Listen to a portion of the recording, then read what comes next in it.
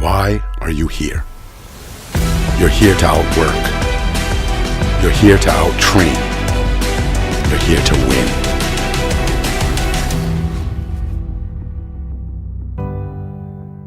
Coach Chris Ayres after an exciting match with Oklahoma State.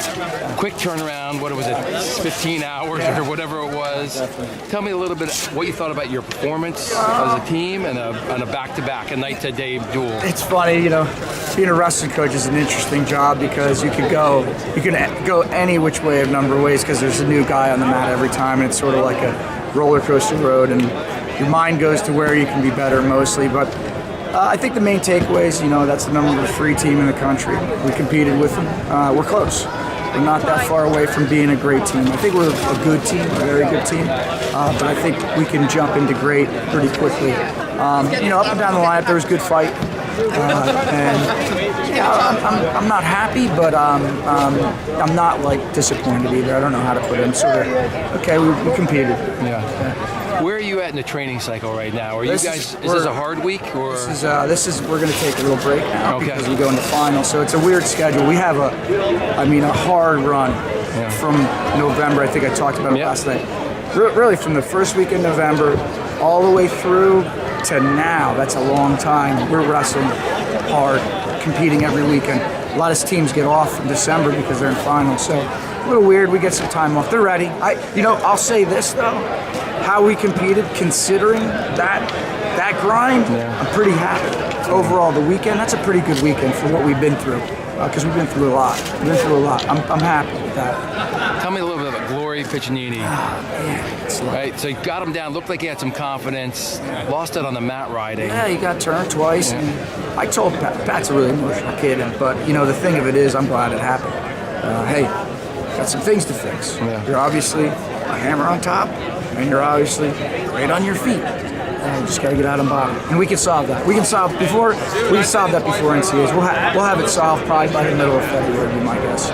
Tell me a little bit about Monday, Merkin. Oh, man. Monday, I joked with him. I was like, that's a hard way to win by a point.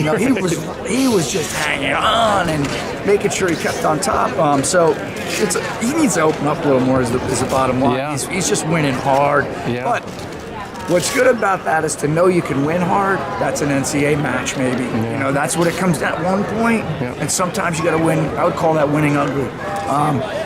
Was there takedowns? I don't even remember what happened, but yeah. So it was. I need readers. Yeah. Anyway. So and then Lenny, nothing against Dale. It wasn't. I told Dale. I said, hey, we're not benching you or anything. It's just you're just tight. Yeah. You didn't make any attempts last night. So I told Dale, I said, don't think we're sitting you, but you need a break. Honestly, you got to get out of this mess. So put Lenny out there, and that's what we kind of expected.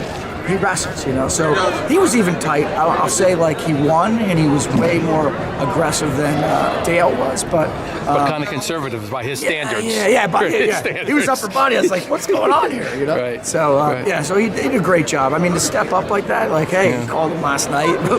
He's really a 57-pounder. Right. It's like, hey, you want to wrestle 65? Yeah, I'll wrestle. So it was pretty cool. Brucky, you guys were telling him some stuff from the sidelines. Can you talk about it? Yeah, I don't know what that was. Okay. I made sure I told him about it back there, though. Okay. We don't want that. Yeah. We don't need him to take any. We need him to be who he's been the whole season. Yeah. Just murdering people. That's probably a terrible term to use, but I'm not PC. Yeah. So. But I am on campus. Anyway. Yeah, we don't want him to do that. But what I will say is he did that. And a lot of times if you do that, you get into the third, when you stop wrestling, it's hard to get your engine going again. Yeah. Really hard. That last takedown's kind of, I think, saved him a little bit mentally. Right. You got that takedown at the end. Right at the end. 5 seconds left, maybe. Crushed that thing. So it takes a lot of courage to do that. He didn't have to do that. He didn't have to, but I think he was mad about the second period. Where do you go from here? So we go into Ivy now. So come back with Brown and Harvard, and then we have. I mean, from a coach's perspective, not your schedule. You're shot. All right, you're done. I'll call Dubuque and Gray. Yeah. You look tired. It's been a ringer, right? It's been a long. It's been a long. I can confirm, by the way, your wife gave you the elevator last night. Yeah, nice I told work. her about it, so you got to get that on there. I got to see that. Done. All right. Cool. Anything else for the fans? Nice crowd here. Yeah, it was a great passionate. I'm curious to see I think there might have been, maybe 2,000 or something like that. Yeah, so I don't know. That's great. You know what? You know what's cool? It's like we're putting a good product on the map. You know, we can compete with Okie State. We can beat UNC.